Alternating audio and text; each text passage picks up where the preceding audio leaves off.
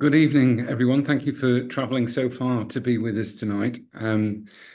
It's a great pleasure to be here. My name is Peter Sansom, although I think on the screen it may well say that I'm Ann and Peter Sansom. I'm rather less than half of that combination.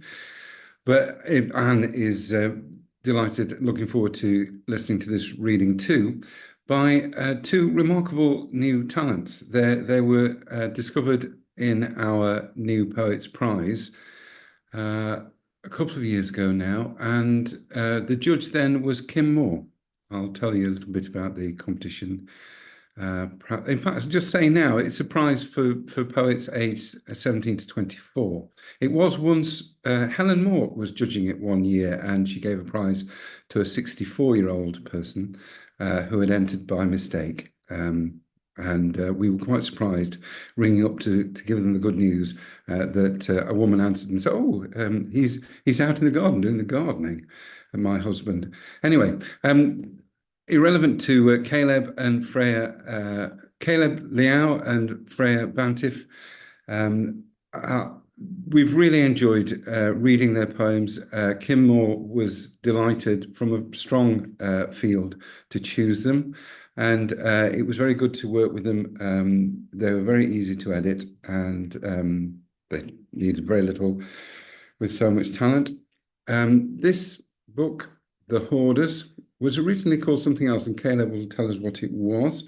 And this one by Freya all appears ordinary. I'm going to introduce the poets separately. They're going to read for about 15 minutes each. There will be time then afterwards for some questions. I hope you'll come up with some great questions, so we'll have a little discussion, and then the evening will end with both the poets reading again. So Caleb is from Singapore. Hello, Caleb. I'm just going to tell you, you know very well that you won third prize in the inaugural Oxford Poetry Prize in 2022, and your poems have been recognised in the Bridport Prize and the National Poetry Competition. And you're now in your final year, aren't you, at Oxford, studying history and French? And I think this is your first full reading, is it? Yeah, which you're obviously really looking for. It's great. Anyway, thank you very much for coming along. Thank you for winning the competition. I'm just going to read, Kim Moore said that this is an outstanding debut from a remarkably gifted writer. And she admired the wide-ranging and inventive poems, then the skillful handling of form and imagery. Mary Jean Chan said, "The Hoarders, this collection, resounds with a subtle and unsettling music which creates its own complex multilingual logic. These are vivid and evocative poems which bear rereading, and Leow is clearly a talent to watch." That was Mary Jean Chan. Thank you very much, Caleb. I'm going to hand over to you.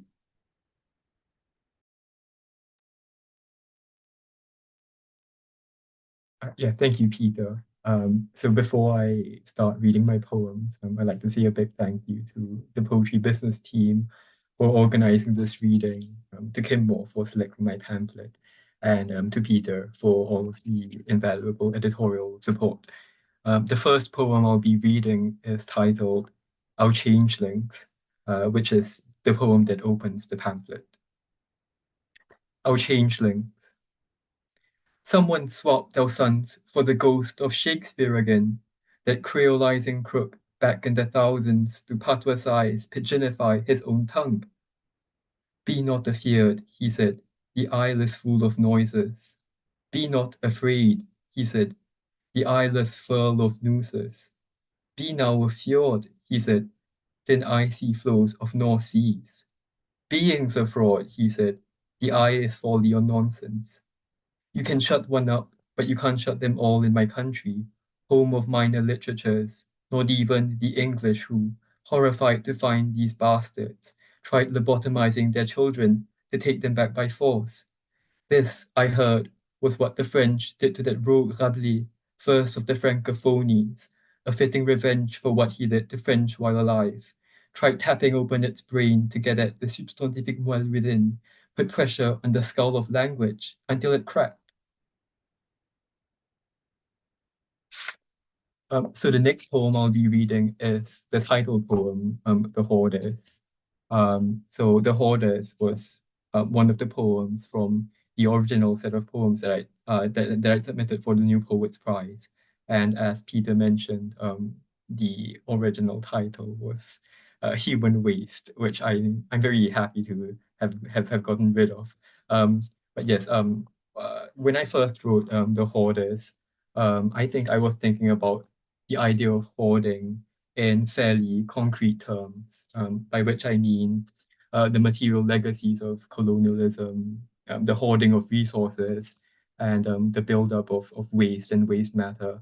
But when this poem was published in an issue of Wet Grain, the editor, Patrick Romero McCafferty, mentioned it in the editorial, and he had interpreted it in a very different way. So I think he was thinking along the lines of linguistic or literary hoarding, the overproduction of words in text, and the question of how we might rescue what is truly of value when so much is being produced all the time. So when I read his interpretation of my poem, which wasn't at all what I had in mind, it was very eye-opening for me, and I think it really opened up a lot of new possibilities for my writing. So in my later poems, I'm also thinking about the concept of hoarding from that perspective. But anyway, I'll read the poem. The Hoarders. You, taking up the spade again, you dream of something under. You dream of unearthing beneath rolling hills of filth. A time before this, the past stretched out like a flatland, and you'll not stop, you say, till you've reached the deepest bit, where still you'll find, we say, our remnants grafted into the flesh of soil. This land is rotten to the core, we say. This land on which our forefathers, once adrift, were welded into place, became the rot under our feet, rose and rose into statues, and still you believe you can raise a spade against these fathers, these gods of decay? Every spade, every body will turn to waste, we tell you, and when the last of your efforts are spent, we know, you'll flee like all the others, you'll run right to the shore. But know this, we'll tell you this empire of scraps, destined to rise and rise, will not cede an inch of it. Our children, our trash will not let a single one drift. The next two poems I'll be reading are very broadly about the act of creation.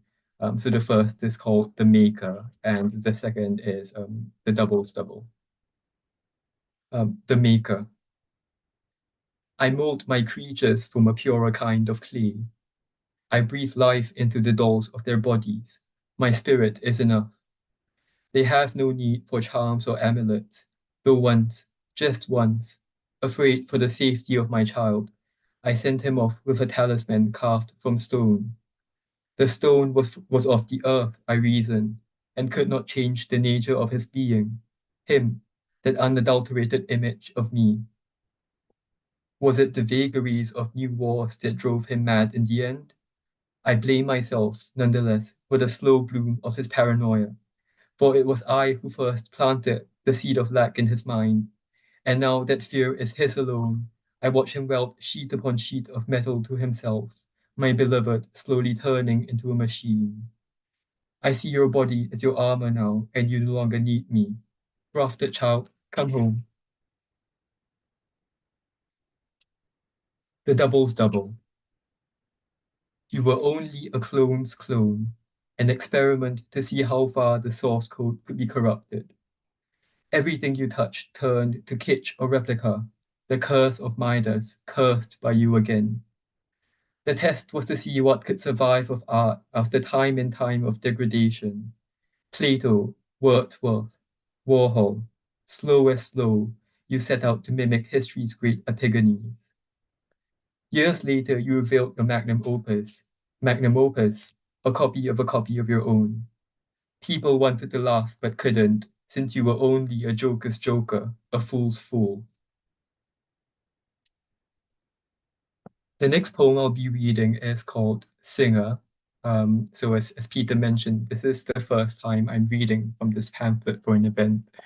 And I know I'm supposed to talk a little about my poems before I read them, but I feel like I wrote this set of poems such a long time ago. I've mostly forgotten why I wrote them at all. But this poem, Singer, is about the sewing machine brand Singer. When I was a child, my mum used to have a Singer sewing machine that had been passed down from my grandmother, who had passed away when I was very young. So I think I had slightly romanticized the Singer sewing machine before I discovered just how international the brand was. But I think sometimes when you're young, you attach sentimental value to things that turn out to be mass-produced. But I also wrote this poem in response to René de Petre, who is a Haitian poet, who has written one poem and one short novel in which the Singer sewing machine figures as an almost revolutionary tool that connects people from all around the globe. And I was also wondering if, while writing these works, de Petre also heard another word in French that is spelled in exactly the same way. So I'll read the epigraph to the poem, which is taken from de Petre's poem La Machine Singer, before reading my own poem. So the epigraph. Une machine Singer dans un foyer nègre, arabe, indien, malais, chinois, annamite, ou dans n'importe quelle maison sans boussole du tiers-monde. C'était le dollar qui raccommodait les mauvais jours de notre enfance. And my own poem. Singe, French for to ape. The mechanical choir replicated across the globe, from New York to Vienna, from Java to the ends of the earth. Imitation ensembles springing up in the wake of every tour. Proof of a universal music. Skeptics insisted its success was only commercial, said it was the market, not art, suturing together the tatters of our states. Philistines, unbelievers, you've never stood before these glorious rows of seamstresses. Tut, tut, tut. Listen to their stuttering mouths, their hemming and hawing, the morse of their needles, song of dead time in fugue. Um, the next poem I'll be reading is called Fortune Teller Machine. I grew up in Singapore, and for those of you who haven't been there, it's a very urbanized city-state that is saturated with shopping centers. So there's a shopping center that's just 5 minutes from my parents' house. And when I was 10 or 11, I remember that there was a fortune teller machine at the entrance for a couple of months. And it really creeped me out because it was a marble sculpture of an old man's face. I learned later through Googling that it was actually meant to resemble the Boca de la Verita, which is the mouth of truth. I think if I'm not wrong, it's an ancient Roman marble mask. And there's a medieval legend that states that if you tell a lie while your hand is in the mouth of the sculpture, then it will bite your hand off. So anyway, I'll read my poem. Fortune Teller Machine. Not quite La Boca de la Verita, but its commercial double, the mask in miniature, wearing the face of a false prophet. Even the marble was imitation, so no truth could issue from its mouth, but a copy of the truth. You tell yourself, compelled as you are to insert a foreign coin, to scan your winning hand. The machine malfunctions. Just your luck. Has your unreadable palm short-circuited its speech?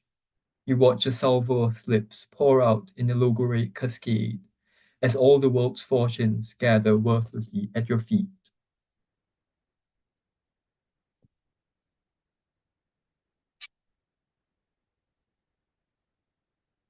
So I'll just be reading one final poem titled To the Undergrowth.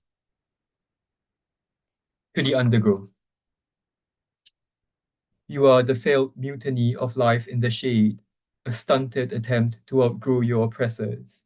Day by day, their regime eutrophicates the sky, and you are all that languishes below, beneath the thick blanket of a civilization twisting out its opaque domain. You are the mirror kingdom of all things meek and dark. Kingless, you wear no crown but the crown of thorns. Ghost of shrubs in lowly bushes, each resurrection you stage is an absence in bloom. For you are the bare presence that lies beneath all plenitude, the sign and source of nature's lack.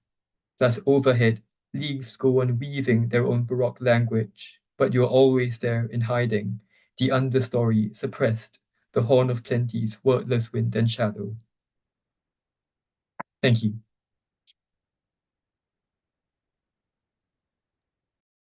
Thank you, Caleb. That was tremendous. It was so good to hear. I know these poems quite well, and yes, I didn't know your voice really, even though we've chatted over Zoom, and it was great to hear them. I've got a feeling that some people at home, I was reading them along in the book as well. Some people will have only got part of how moving those poems often are, as well as intellectually pleasing.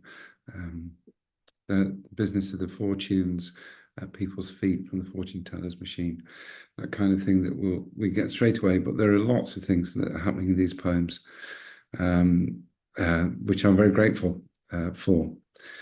So thank you, Caleb. And we'll be hearing at least one of the poems, a different poem at the end of the question and answers. If you've got any questions now, you could jot them down or put them in chat for Pete, who's behind the scenes.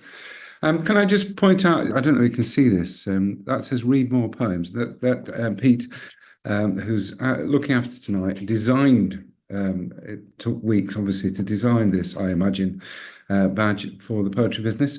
And the first few purchasers of the books tonight will get a free badge, Read More Poems badge, and of course, free postage. I mentioned this ahead of Freya's reading now.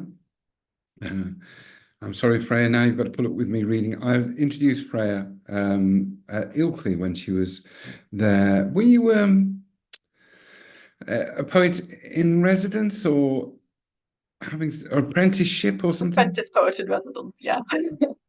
That was fantastic. And one of the things you had to put up with was me introducing you to an event, I think. And that's when I first met you. You did a very good job. It was a great reading, actually. I was hoping to say that you could read a little bit more slowly than you did on that occasion, perhaps tonight. I think that's known as passive aggressive, isn't it? What I've just done there. Only slightly, don't worry. Thank you, Freya. Freya, you're in Sheffield at the moment. Where do you normally live? Well, at the moment I'm based in Sheffield. I was in Norwich last year, but I've come back up now. Because you were at UEA, weren't you, doing the MM? Yes, that's now completed. And where you were, apparently, you were awarded the Ink, Sweat and Tears Scholarship. Yes, yeah, that was really exciting actually. Yeah, I got to go on their little website and everything. So I felt very fortunate to be involved in that. Great.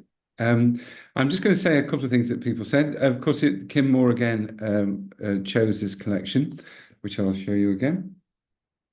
And all appears ordinary, and Kim Moore points out that nothing is truly ordinary in this extraordinary pamphlet. These poems keep the faith that language can illuminate anything.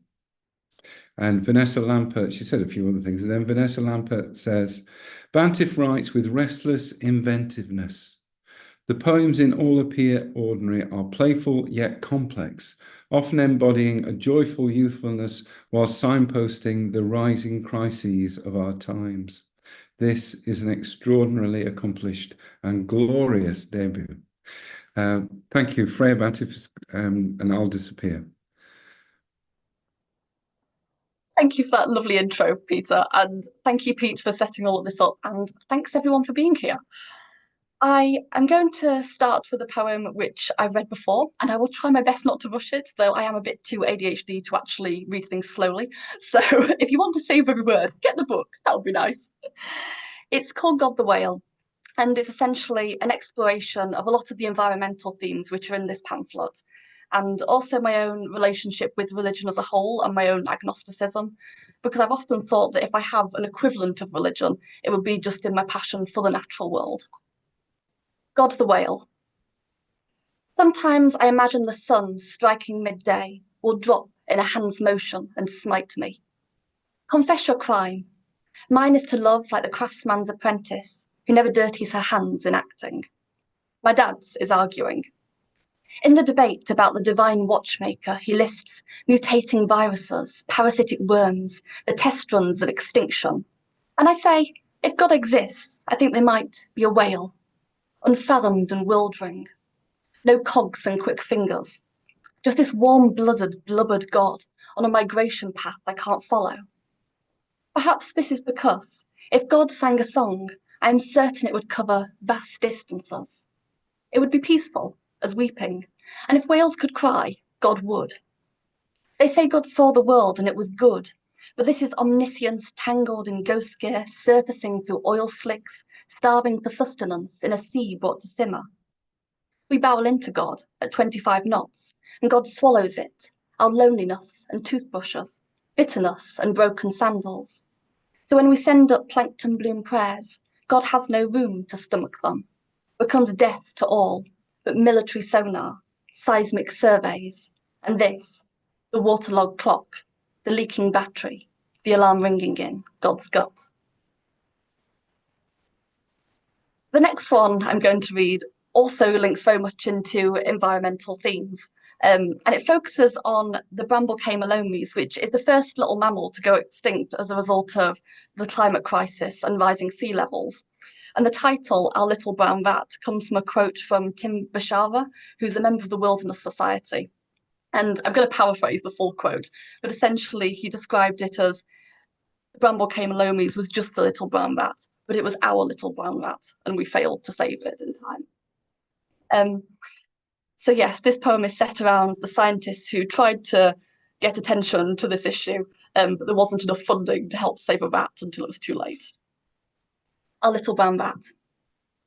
We return for you like a storm surge or visiting birds, a disturbance, but we try to land lightly.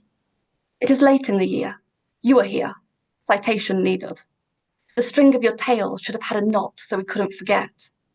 Prehensile and mosaic patterned, you see the value of broken pieces, arrived on driftwood or a vanished land bridge, so you must know connections can't be trusted. No one said it, but you were too ugly for publicity.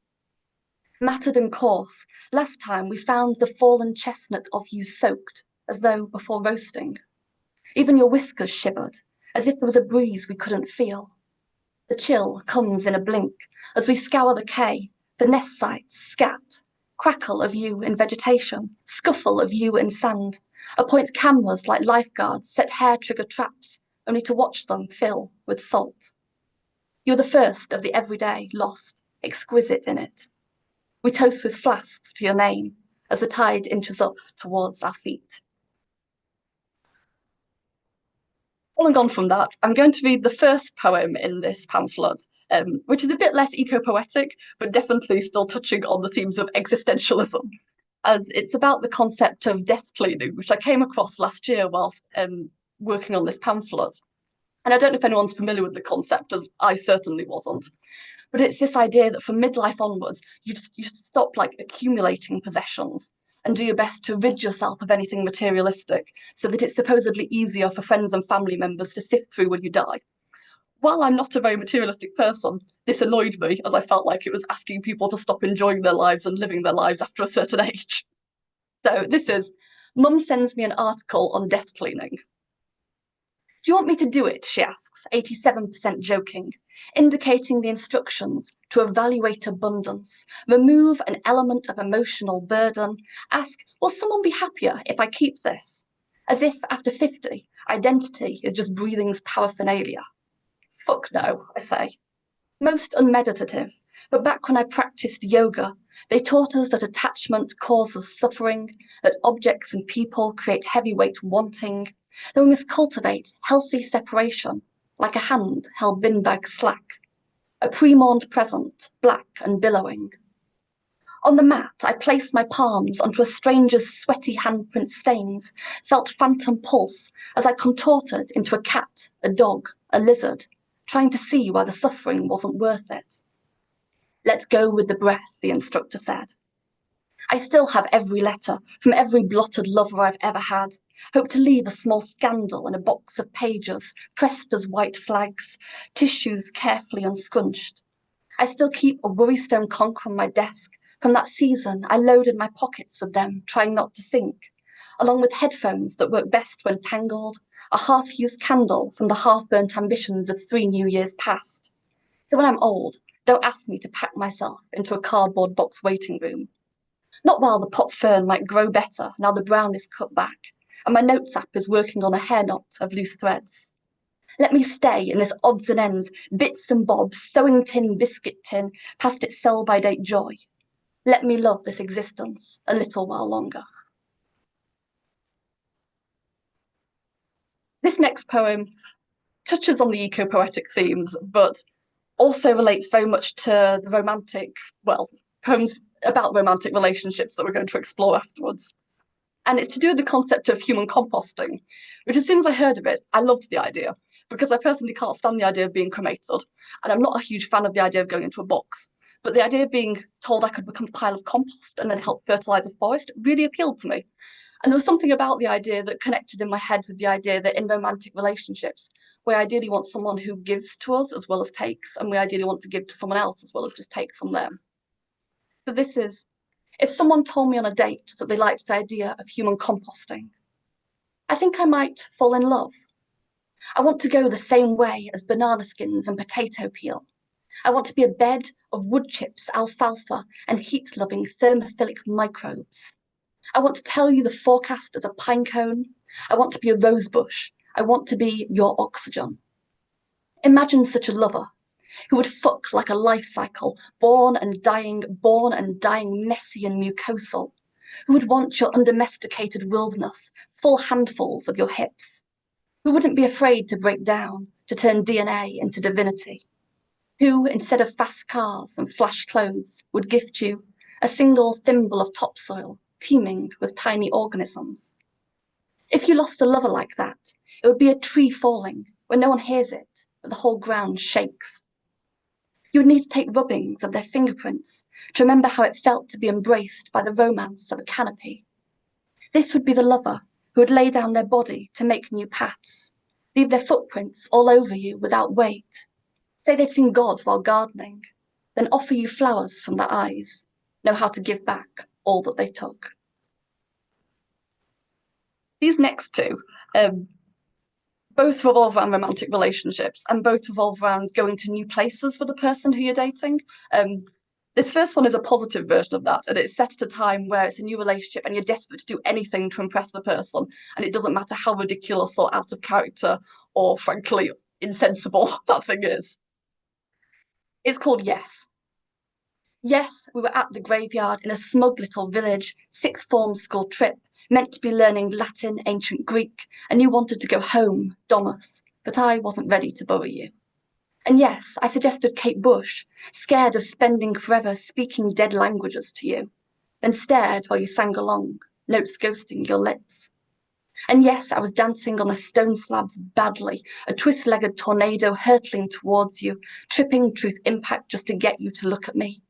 And yes, there was the church, its crypt below with all those candles burning under our feet, where tomorrow you would light one, and I would push you against a pillar, kiss, as you only can when young, hands not large enough to grasp all you want, pupils hubris dilated, but I didn't know that yet. And yes, it was disrespectful. And yes, a priest heard his graveyard bone-laughing, shouting, and ran at us, mouth running ahead. And yes, out on the wily, windy moors we'd roll and fall in green. And yes, the grit in my knees took an age to wash out, like Domain, Vincent Domus.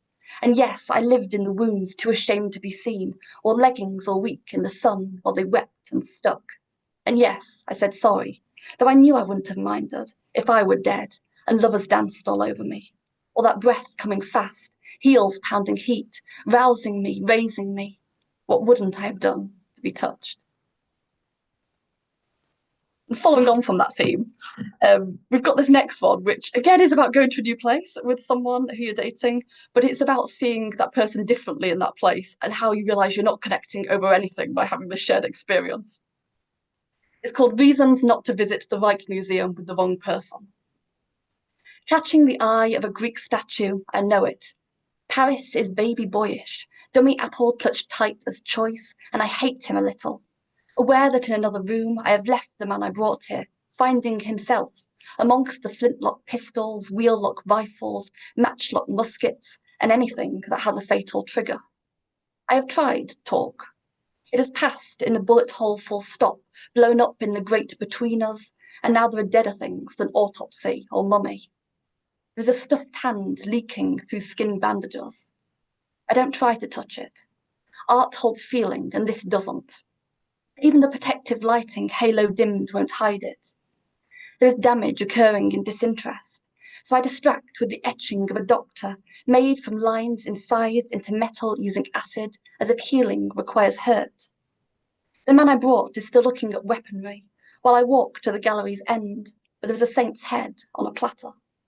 Salome, eyes averted. Salome carrying the weight of blood loss. Salome smiling beyond the frame, unafraid to cause pain, because she danced so nicely, and the king promised her anything. And the king asked her, "What do you want? What do you want?" And I know the answer. Her hips swing bellish as I exit the hall, so aware of my footsteps. Then for this final one, which kind of ties together all of the previous ones in a way, I think. It touches on the environmental themes in a way, but also it's a bit of a foil, I suppose, to the romantic style poems, as it's about self-love and about learning to prioritise yourself, I suppose. It's called As the Platypus Does.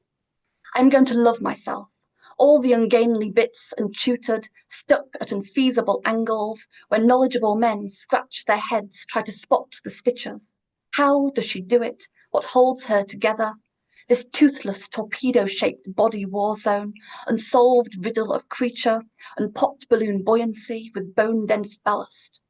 I like their grandma's accessories, all worn at one chic, their off-piste anti-establishment unsuitedness, their wing and a prayer weirdness, sifting insects, shellfish, small shrimp from substrate and finding sweetness. It must be nice to sleep often and deeply, slipping under a tension surface, just serenity streamlined with no need to hibernate. To find yourself waterproof, everything running off, a thick layer of air trapped everywhere. To close eyes, ears, nostrils, become pure feeling, electroreceptors tingling touch like good thoughts caught midstream. To live digging and swimming, full belly juxtaposition. Semi-aquatic, semi-accepted, holy self. A brain splashing joyfully with rubber duck absurdity in a bathtub, saying take from this river life, this world box, everything that you think fits. Thank you so much for listening. How wonderful. Thank you, Freya. I can't resist saying, because I talked about Caleb's poems after his reading, saying how different you are, and yet you've got, I think Vanessa Lampert is right about you, Freya, but it also is true of Caleb. There's a playfulness that's complex, and it's to do with the control of the language. You both have quite. The poems are layered, although they have an immediate impact, which is great. And I noticed there's a lot about death or impending, looking forward, almost literally looking forward in a positive way to death in those poems, right? We're going to have some questions shortly. If you want to come back, Caleb and Freya, and join us, that would be great. So, what did you think of each other there, Caleb? I'll just put in the deep end, because you've not heard each other read before, have you?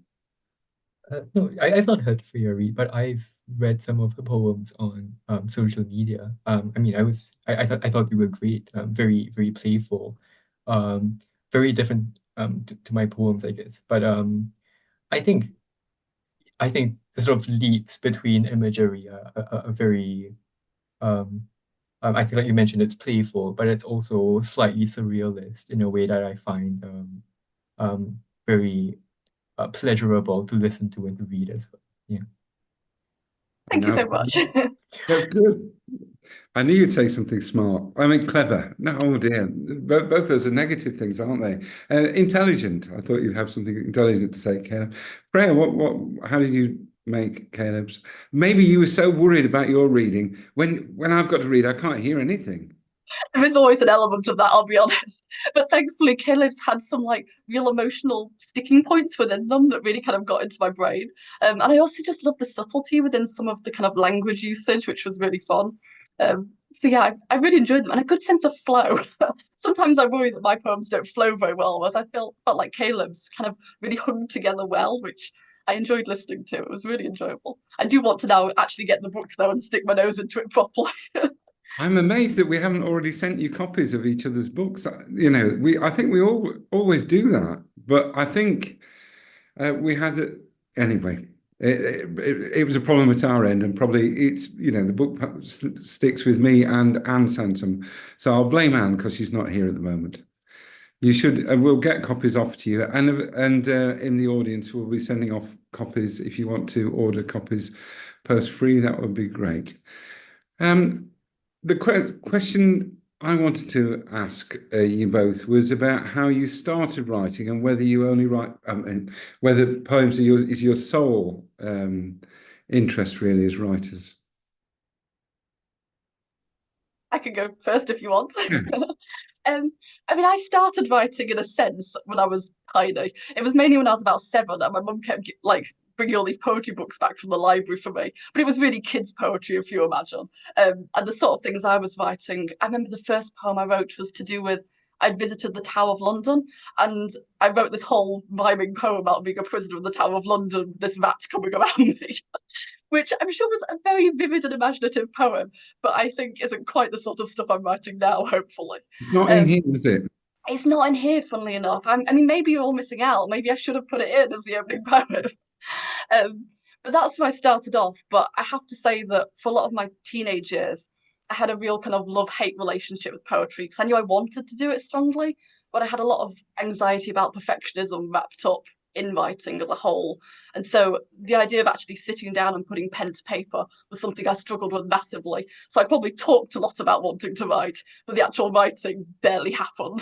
So it took into kind of my early 20s for me to start actually making myself do it a bit more, which I'm glad I did. It's definitely worked out in the end, but it took a lot of kind of cajoling for me to get there. Great. And Caleb? Right. I started writing when I was 19, which is actually 5 years ago. I know I'm an undergrad, but I had to do 2 years of national service in Singapore. And I was really bored on some night, so I just started writing. But I think I'd done During national service? Yeah, during national service. Yeah. But I'd done English literature for my E-level, so I was very used to, I guess, close reading stuff and writing essays about poems. So I think I sort of had a sense of the mechanics of poetry, but I only really started writing when I was 19. And it was awful stuff, I think the first poems people write are just, just not controlled and just full of spontaneous emotion. So hopefully they're slightly better now. And I think he also asked a question about whether poetry is the only genre I work with. I mean, most of my writing now is academic, to be honest. But I also recently got into writing short fiction. I mean, the first short story I wrote over summer was shortlisted for the London Magazine Short Story Prize. Didn't place in the end, but I was very happy to have my writing recognized, and I was probably approaching it from the perspective of someone who normally writes poetry. But yeah, I do have a few ideas in my head. It's just that I don't have the time at the moment to write them out. Quite busy. Yeah. Not like doing national service. What was it like? Oh yeah. I don't think I should say anything too controversial because this is live stream, but Right. there were moments of there were moments I felt I was in like a Samuel Beckett play, I guess. So yeah, okay, that's all I'll say. The other thing from something you just mentioned, Caleb, was who were you were reading in Singapore? Which poets when you were doing? So for my A level, I think we studied Andrew Marvell and Sir Philip Sidney. So that was mainly for the poetry side of it. And then of course I studied other authors as well, like Jane Austen, Shakespeare. But in terms of poetry, it was mainly Renaissance poets, I think. Yeah. Right. Freya, did you have any important poets when you was, well, obviously you had, what was it, Michael Rosen and people like that you were reading as a... Probably in the early days, yeah, absolutely. When I started trying to write more kind of adult poetry, I think the first one who really hooked me was Helen Mort, because she writes quite a lot to do with both relationships and landscapes and things. So both of those interested me quite a lot when I was first trying to start out writing. And I think my early work was really just going, can I emulate any of her work? But I think hopefully I've moved away from that over time. No, that's a good way of working, isn't it? But it's definitely helpful. It helps me when I've got stuck with things, particularly in the early days when I was trying to learn how the hell you teach yourself to write. It was mainly just consist of reading a lot of work from people that I enjoyed reading, and then trying to work out why I enjoyed it. Yes, yes. I remember Philip Larkin said, though not to me directly, that somebody had said, "Oh, Mr. Larkin, you said that you're a reader of Lawrence and also of Hardy. They're very different poets. Studying those two poets, you know how different they are, and how what." And he came in and said, "Study? You don't study poems. You read them, and you think, how is it done? Can I do it?" And Yeah, that's very appropriate, I think. I'm wondering, we've had a question in from Tim Relf, who wants to know what you're working on at present. And well, you know, you're doing your essays, history and French, Caleb. Are you writing other poems? You've got newer poems.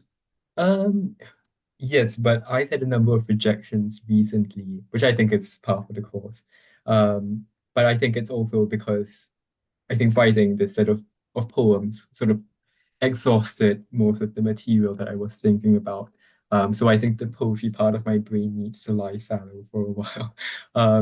But yeah, I think I will try to write another piece of short fiction over the winter vac. But sorry, I'm not a particularly prolific writer. Right. It's just true when people bring out a collection, you can often feel like you've finished dealing with those things and that you need time. Yeah, as you say, to lie fallow and then come back. But are you working? I think, Freya, you're always writing poems, are you? I like to think so, but it's not always happening in reality.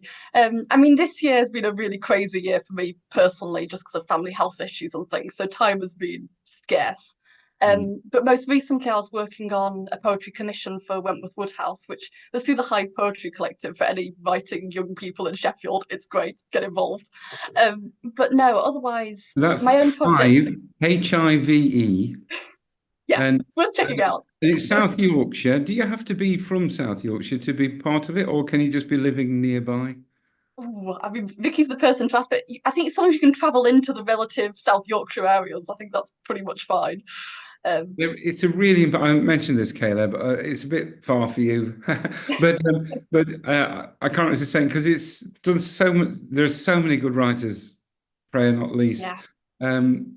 But Wardy Yassin and well, any number of Sophia Khan, all people that have, you know, there are loads of really good writers Yeah. come through Hive, and that's It's such down a to Vicky supportive Morris. environment as well. So yeah, strongly recommend it. Yeah.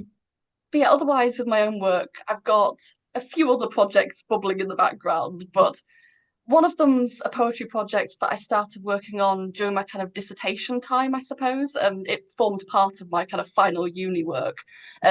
And it is an eco-poetic project in a way, but it's also very much a mythical narrative, made up of lots of little poems that almost form a story throughout it, which I'm very excited about. But it's such a bizarre idea, I don't know how the hell I'm going to get it into the world, or if anyone besides me will be remotely interested.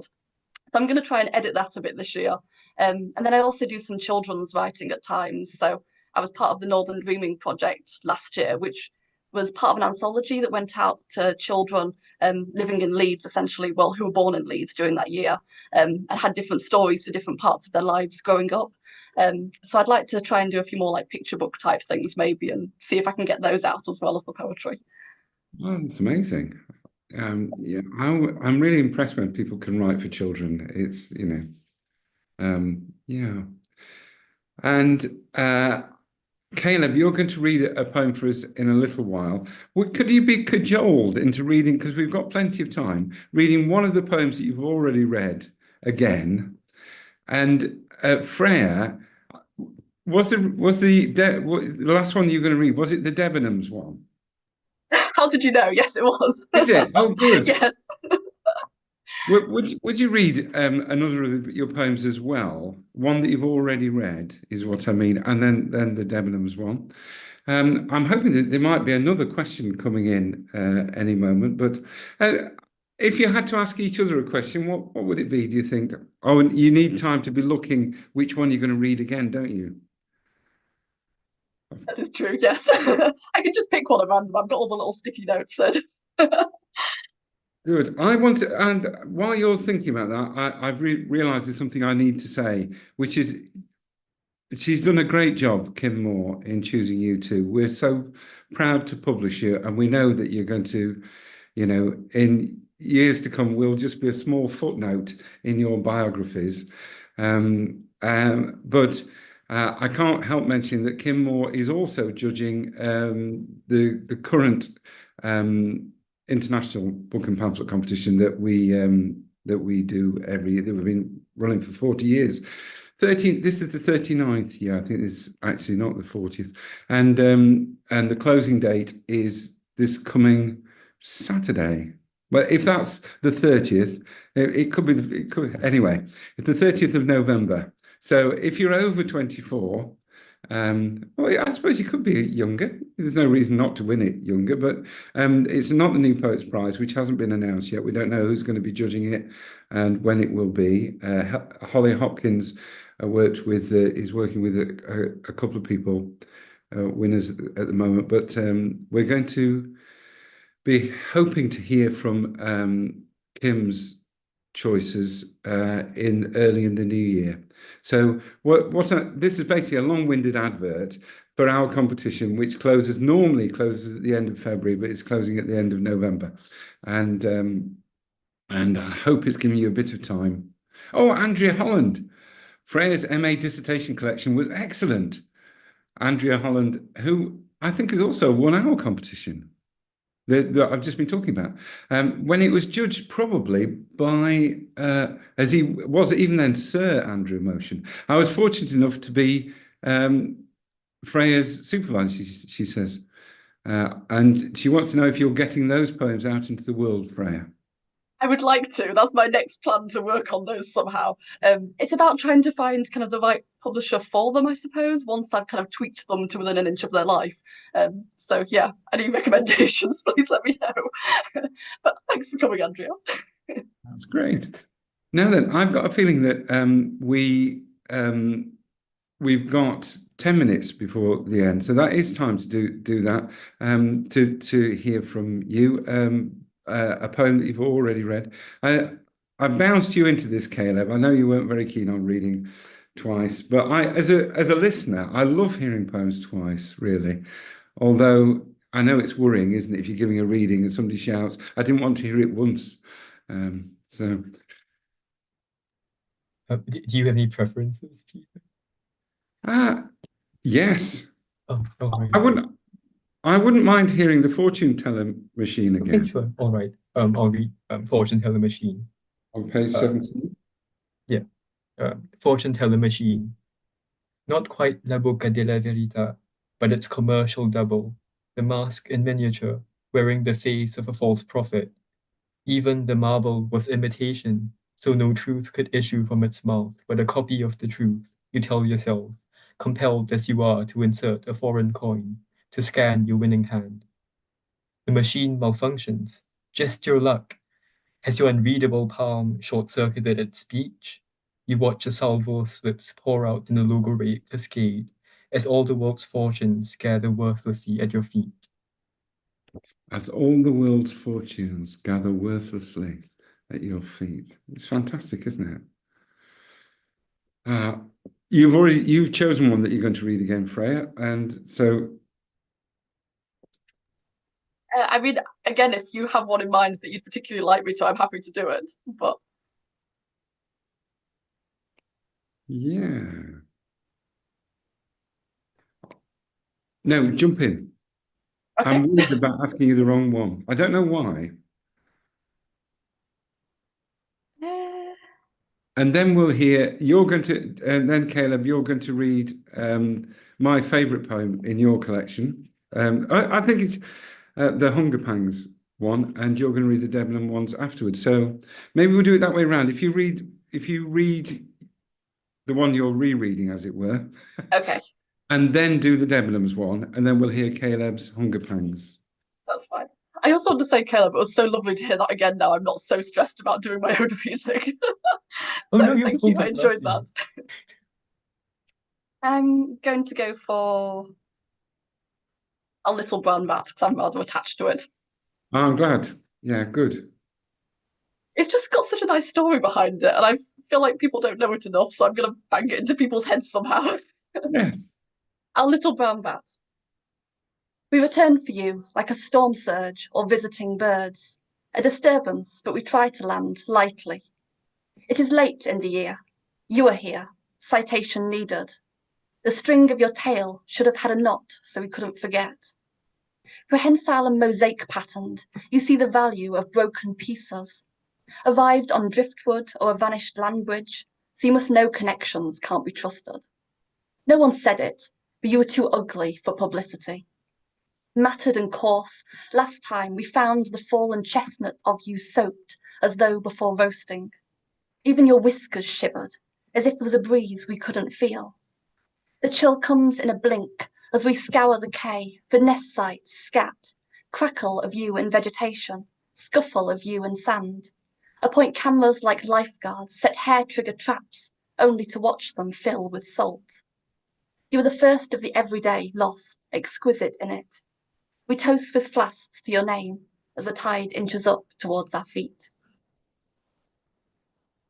And then the final one I'm going to share is Working Debenham's Late Shift, which was written while, as the title suggests, I was working in retail, and it's set during Sheffield floods in November of 2019, when Sheffield city centre became really deep in water. And it had a vaguely apocalyptic vibe, which is how this poem came into being, I suppose. It was for me trying to channel why does this feel so much like the end of the world and what matters if it is the end of the world. My answer was not retail. Working Debenham's Late Shift. If this is a preview of the end of the world, my phone is a reel of red alerts, and head office still don't want us to go home. They say things like, we can't tell until it happens, and then all the buses are cancelled. I count 8 raindrops per second from the single stamped window in the stockroom by the clipped parcels that won't be collected. An umbrella shouts up, it's a hell of a night, and I believe it, walking faster as I set off under what once were street lamps, now unidentified flickering objects. Dad texts, I'm coming through town, where are you? I say, I've passed the pyjama-striped cinema and stood by the undressed trees and mannequins, it's cold. And then I spot his bald head like the dome of a temple, like the splash shine of a boar snout polished bronze in Florence. If you rubbed it, it promised your return.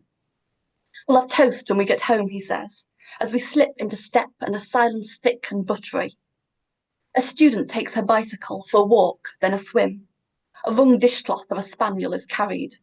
A tent floats upside down. Nice weather for ducks, a man calls, and laughs like a thunderclap.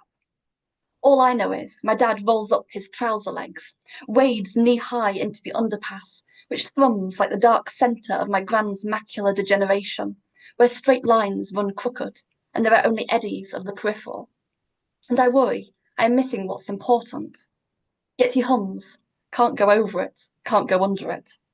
And when the asteroid strikes, when the locusts plague, When the angels come down with minted rage and inexorable glory, I know they'll have to stay their blazing hands for the father who waits for his daughter while she empties out her boots. Thank you so much, everyone. That was fantastic. Thank you, Freya. Such a pleasure. The whole reading was great, but it's good to... Anyway, Debenhams, which of course is no longer... You've memorialised. Yeah, it was the final Christmas they were open, I think. You We were can't... the last attempt to try and save it and we failed. I don't think you can take all the blame. No, I don't think so either, but... That was great. It was a smashing reading, Freya. And Caleb, can you say something about this poem before you read it? Oh, yes. Lovely. So this is about my grandfather, with whom I had never had a full conversation because he only spoke Hokkien, which is a Chinese dialect, which I understand but do not really speak due to a very complex history of linguistic policies in Singapore. But yeah, I'll just read it. That's why because you both mentioned dead languages, don't you? In that lovely poem, your Latin poem has got dead languages in it, and I thought that's where you were heading with yours. But when we're editing you, Caleb, you pointed out that wasn't the case. Yeah, it's not a dead language. Lots of people speak it. It's just yeah. But anyway, I'll read it. Hunger pangs. The ghost of my grandfather flicks on like the kitchen light at night. Like a child up too late in search of something to eat, he rummages through the fridge, padded motions keeping everything in place. I like to sneak up on him, cross my arms like a parent. Toothless while alive, his gums go on mumbling all the threats he can in a dead tongue. But dead or alive, I've never known what to feed him. I've never known how to appease him. Alone at night, I switch on the stove, watch him feast on its bright blue flame.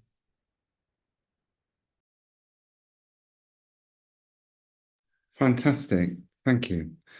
I've never known what to feed him. I've never known how to appease him. Alone at night, I switch on the stove, watch him feast on its bright blue flame.